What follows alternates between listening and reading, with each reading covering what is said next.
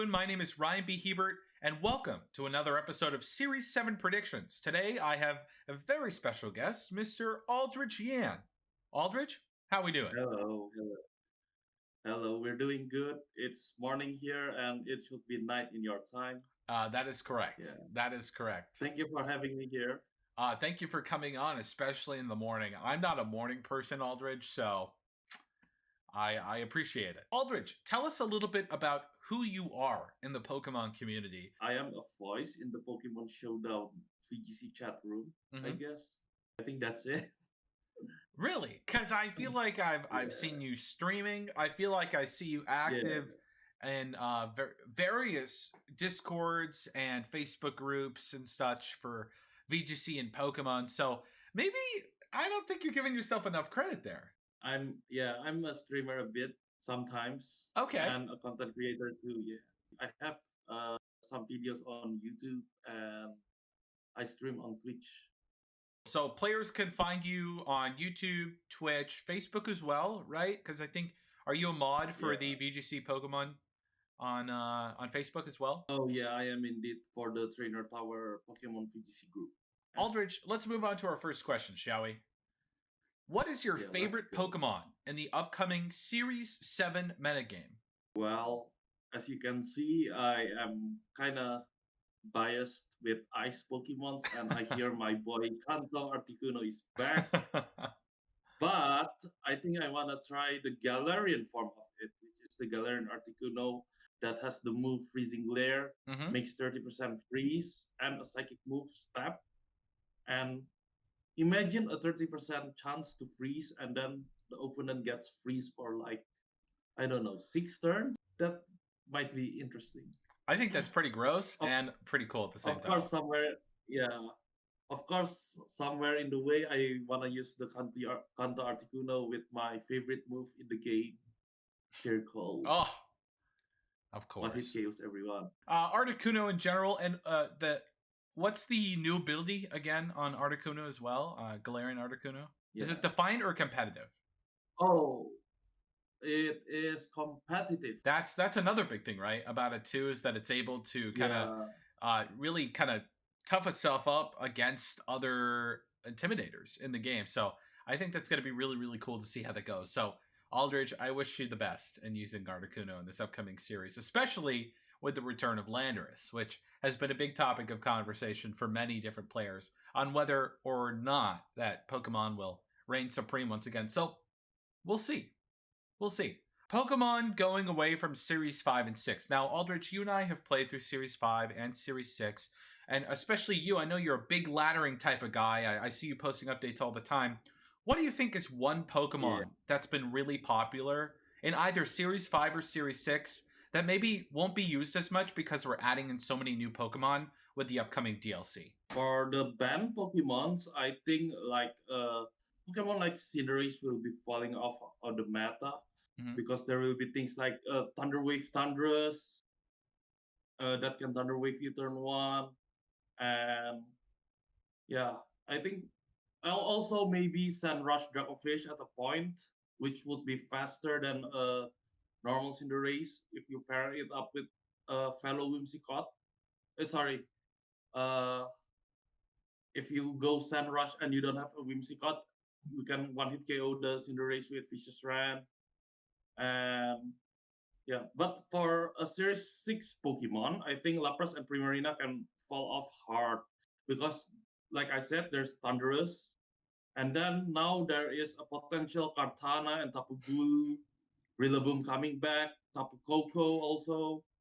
There's so much checks to water types, and I think it could just KO. Also, Metagross is coming in. So many different threats coming back that the water Pokemon that we've seen kind of just being so dominating in the past couple of series are just, I think, going to probably fall off quite a bit with the upcoming changing of speed tiers. I think is one of the biggest things, right? Which Pokemon on the field are going to be able to get off their move the fastest to either do damage or to somehow secure a long game victory for yourself in that game. So yeah, I completely agree with you, Aldrich.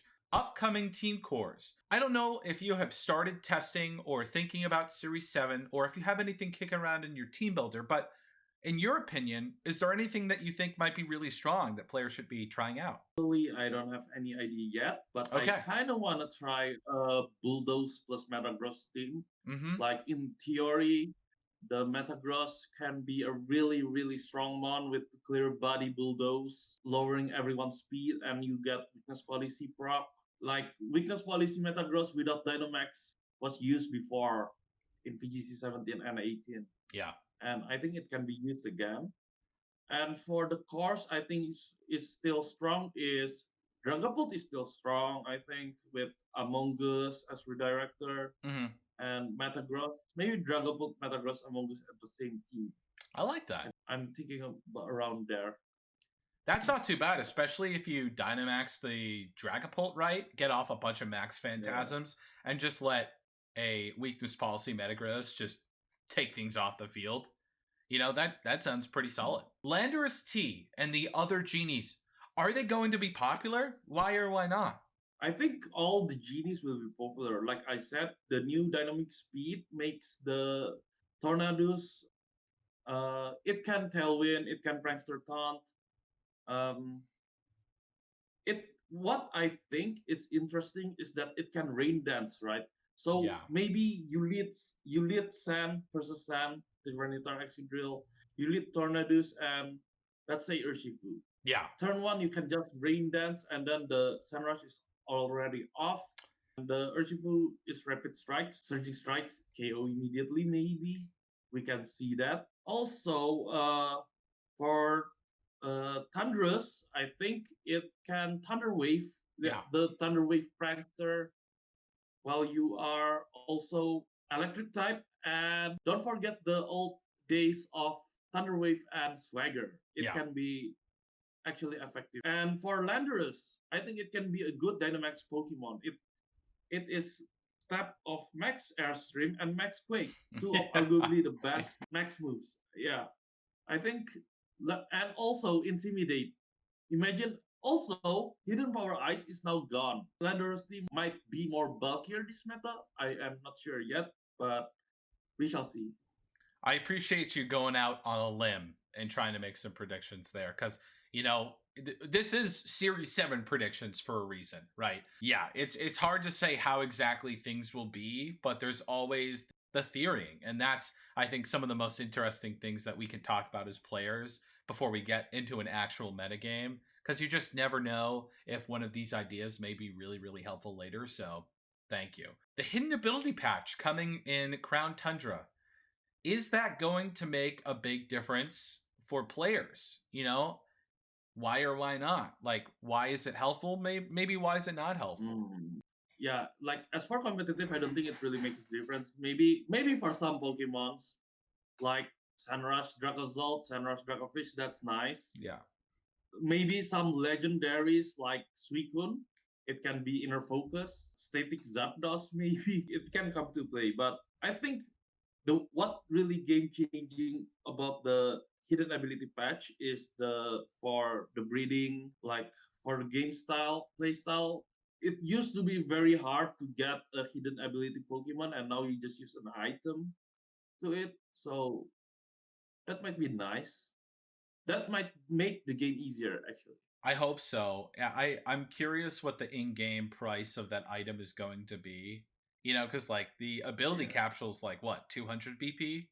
So it's definitely, in my opinion, it's not going to be cheap to get, but I think it'll definitely be a really helpful tool for players, especially with legendary Pokemon that maybe they don't have that hidden ability now, but they can later, you know? So, like, I have Pokemon, like, I have a shiny Entei, Raikou, and Suicune from, like, Heart Soul Silver when they were doing that promotion way back in the day.